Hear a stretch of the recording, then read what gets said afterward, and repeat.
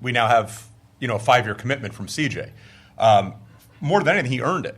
I think one of the things we're trying to establish here is that when we take care of our players, sometimes, being in a market that's, somewhat removed geographically, from the core of other areas of the league, I think we end up in a situation where it's really important that players know when they come here they're treated well. And that's not just with the resources we're lucky enough to have, because of an owner like Paul Allen, and practice facilities and travel and coaches and, the expertise we have in the training room. But it's also contractually. We want guys to know that when they come here, when they perform, that when they buy into our culture, that they are valued.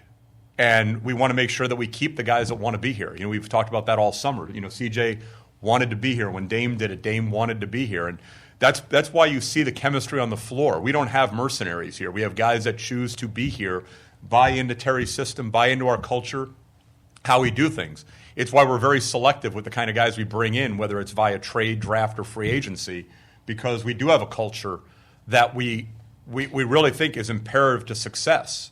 We've got one of the youngest teams in the league still. We're the youngest team in the playoffs last summer. We didn't get any older this year. But we need guys that when they come in, they know that if they do the right things, we're going to do right by them. We're a players-first organization, okay, as evidenced by things like the things that we do for our players. But in turn, the quid pro quo is they become team-first guys. And I think if you ask Dame or you ask CJ, who are the leaders of this team, we don't have any non-team first guys in this organization. If we did, they'd be gone.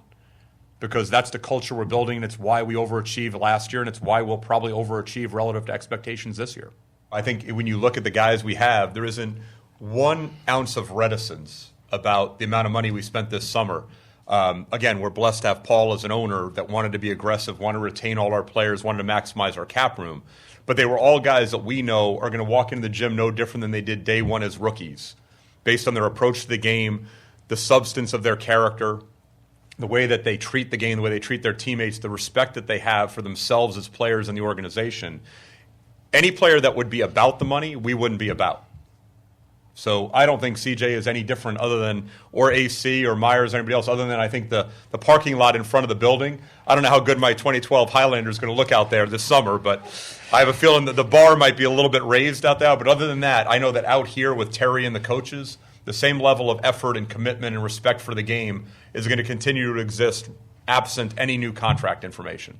That was another, important, part for us. Look, we kind of took Mo, as an upside play, about around this time last year.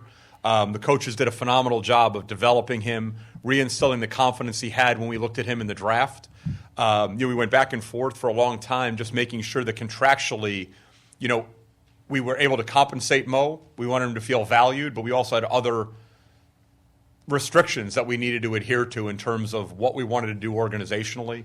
But again, like CJ said, look, player retention was big this summer. We did what we could in terms of free agency, bringing in, skill sets more than players, but skill sets from the outside. But at the end of the day, when you're the youngest team in the playoffs last year, you made the second round. We had a much better second half of the year than we did first half. We felt like we were tracking up. It was really important, in talking to Dame, CJ, Terry, our owner, it was imperative we keep this group together because we think it has tremendous upside and potential. And it's going to continue to grow, and Mo was a big part of that. So, we're happy to have Mo on board. He's one of the youngest veterans for us on the team. I mean, he's only 23 years old. His best days are ahead of him, like a lot of the guys on this roster. And that's why we were able, again, with Paul's consent and endorsement, to make the kind of commitments we made contractually, knowing that the best days of this roster are ahead of us.